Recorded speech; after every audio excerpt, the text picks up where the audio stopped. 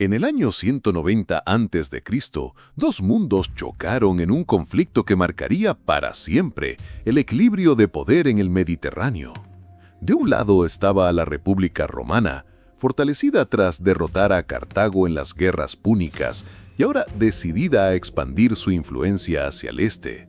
En el lado opuesto se encontraba el Imperio Seleucida, heredero de los vastos dominios conquistados por Alejandro Magno y gobernado por un hombre de gran ambición, Antíoco III, conocido también como Antíoco el Grande.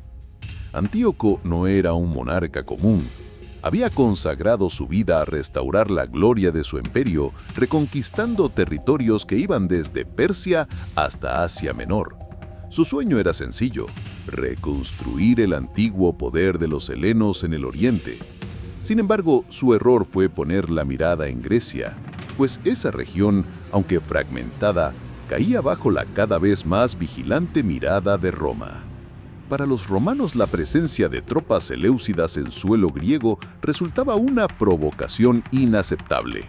Grecia, que durante siglos había sido el faro cultural del mundo, se había convertido en un tablero político donde las ciudades-estado se debatían entre apoyar a Roma o aliarse con Antíoco. Frente a este escenario, el Senado romano actuó con rapidez. Nombró cónsul a Lucio Cornelio Escipión, apodado Escipión Asiático, para liderar la campaña, y como asesor personal llevó nada menos que Escipión Africano, el mismo general que había derrotado a Aníbal en Sama. La tensión aumentó con rapidez. Antíoco, confiado en la superioridad numérica de su ejército, cruzó el mar y estableció su base en Asia Menor. Su intención era clara: frenar a Roma antes de que pudiera consolidar su presencia en el oriente. A su favor tenía un ejército colosal, superior a 300.000 hombres, reclutados en distintas regiones de su imperio, desde Persia hasta la India. Contaba con caballería pesada, tropas mercenarias y decenas de elefantes de guerra. Era una fuerza diseñada para imponer respeto por su tamaño, pero que ocultaba una peligrosa fragilidad. Aunque poderosa, el ejército de Antíoco era una mezcla de culturas, lenguas y tácticas militares. La comunicación entre comandantes era complicada, la disciplina variaba entre las unidades y la estrategia común se perdía entre una maraña de intereses regionales.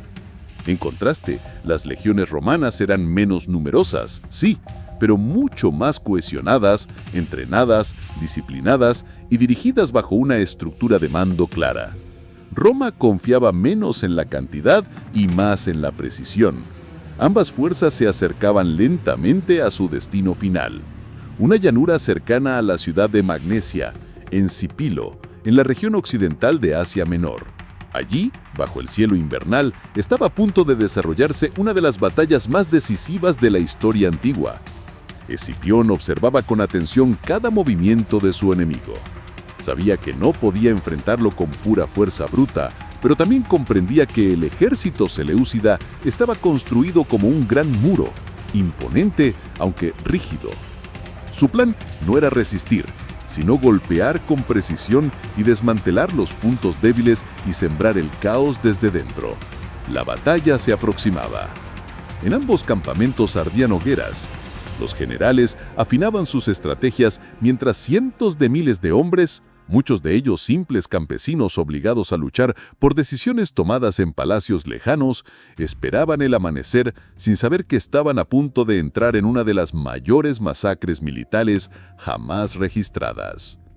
Cuando el sol se alzó sobre las llanuras de Magnesia, a los pies del monte Cipilo, el destino de Oriente y Occidente estaba a punto de sellarse en cuestión de horas. Antíoco III dispuso su ejército en un extenso frente de batalla confiado en una formación que había sembrado terror durante siglos, la Falange Macedónica. En el centro, una densa masa de soldados armados con zarizas, lanzas de hasta 6 metros de longitud, formaba una muralla humana casi impenetrable. A cada flanco distribuyó su caballería pesada y en la primera línea colocó cerca de 50 elefantes de guerra. Estas bestias, acorazadas y entrenadas para abrirse paso entre las filas enemigas, eran tanto un símbolo de poder como un arma de choque devastadora. El despliegue resultaba impresionante. pero también evidenciaba una visión tradicional de la guerra. Antíoco apostaba por la fuerza bruta, el impacto visual y el peso numérico. Con más de 300.000 hombres bajo su mando, confiaba en que Roma no podría resistir semejante embate. Sin embargo, los romanos habían llegado preparados. Escipión Asiático, con la mente estratégica de su hermano a su lado, sabía que no vencería por cantidad, sino por maniobra.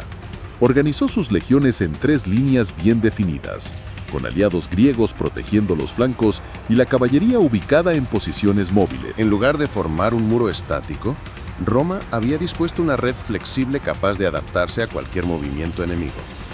Antíoco realizó el primer movimiento. Ordenó avanzar a los elefantes, esperando que su fuerza arrolladora rompiera la primera línea romana.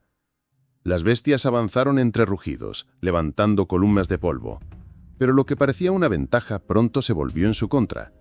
Los romanos, veteranos de guerras pasadas como las campañas contra Cartago, sabían cómo enfrentarse a estos animales. Utilizaron flechas incendiarias, trompetas para desorientarlos y tácticas de evasión que sembraron el pánico entre los paquidermos. Varios de ellos se dieron la vuelta y embistieron contra sus propias filas. Fue la primera señal de que las cosas no saldrían como Antíoco había imaginado. Aún así no se rindió.